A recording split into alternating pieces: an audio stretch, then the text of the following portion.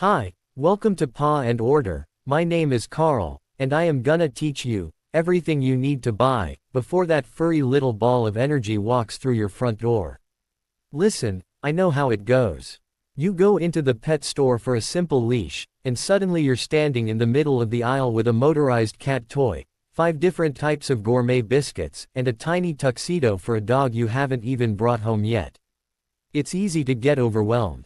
But today, I'm going to be your shopping coach. We are going to go through the essential puppy supply checklist. We aren't just buying stuff, we are buying the tools that will make your life easier and your puppy's life safer. To make this super simple, I've broken our shopping trip into 5 survival zones.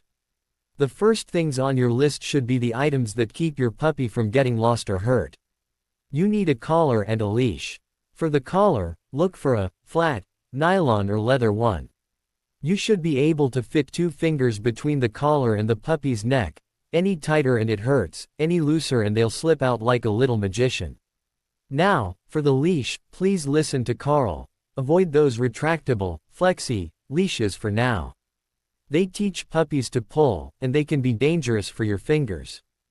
Get a standard 6-foot nylon leash. It's the perfect length for teaching them to walk by your side. Also, don't forget the ID tag. Even if your puppy is microchipped, an ID tag with your phone number is the fastest way for a neighbor to call you if the puppy slips out the door. It's like a business card for your dog. Next up, we need to talk about where your puppy is going to sleep. This is the most important part of the checklist for your own sanity.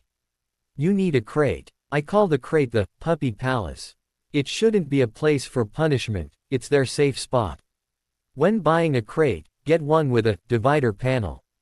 Puppies grow fast. You want a crate that fits them when they are big, but you use the divider to make it small while they are little. Why? Because a puppy won't pee where they sleep.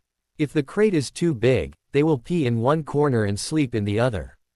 Inside that crate, you need bedding. But here is a Carl Pro tip. Don't buy a fancy, expensive plush bed yet. Your puppy is going to chew. Start with some old towels or a cheap fleece blanket. Once they get through the chewing everything phase, then you can buy that $100 designer cloud bed. Now we're moving to the kitchen. You need 2 bowls, one for food and one for water. I always recommend stainless steel. Why? Because they are nearly impossible to break, they don't get scratched up, and they are super easy to clean in the dishwasher. Plastic bowls can hold onto bacteria in tiny scratches, which can give your puppy acne. Yes, that's a real thing. Now, let's talk about the food. This is crucial. Ask the person you are getting the puppy from what they are currently eating. Buy a bag of that exact same food. Even if you want to switch to a different brand later, you have to do it slowly. A puppy's tummy is very sensitive. If you change their food on day 1, you're going to be cleaning up a very messy floor, and nobody wants that. Also, grab a food storage container with a tight lid. It keeps the food fresh and prevents your puppy from breaking into the buffet. Let's be real for a second, puppies are messy. They are adorable, but they are basically leaky faucets.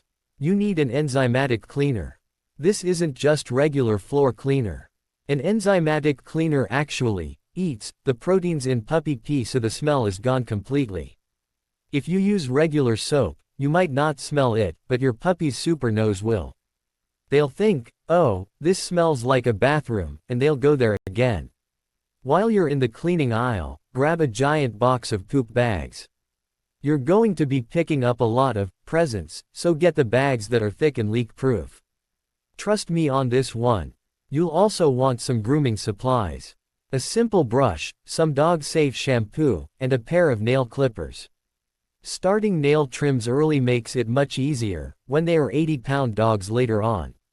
Finally, we get to the fun part. Toys aren't just for play, they are pacifiers for puppies. You need chew toys. Puppies lose their baby teeth just like kids, and their gums hurt. They need to chew. Get a variety of textures, some hard rubber toys, some rope toys, and maybe 1 or 2 soft squeaky toys. But remember, always supervise them with soft toys, so they don't eat the stuffing. For treats, look for Small training treats.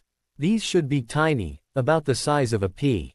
You're going to be giving them a lot of rewards for being a good boy or good girl, and you don't want them getting a tummy ache from too many big snacks.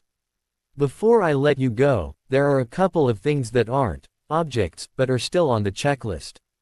First, find a veterinarian. Don't wait until the puppy is sick.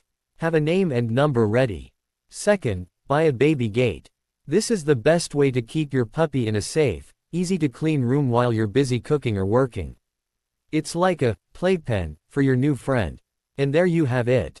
That is Carl's ultimate puppy checklist. If you have these items ready, you aren't just getting a pet, you're starting a partnership. You'll be prepared for the messes, the naps, the walks, and the middle of the night potty breaks. It's a lot of work, but when that puppy curls up on your feet and sighs, you'll know you did everything right. Thank you so much for watching Paw and Order. I'm Carl, and I am so excited for your new journey. If this list helped you feel a little less stressed, let me know. Next time, we're going to talk about how to actually use all this stuff to train your pup. See you soon, and happy shopping.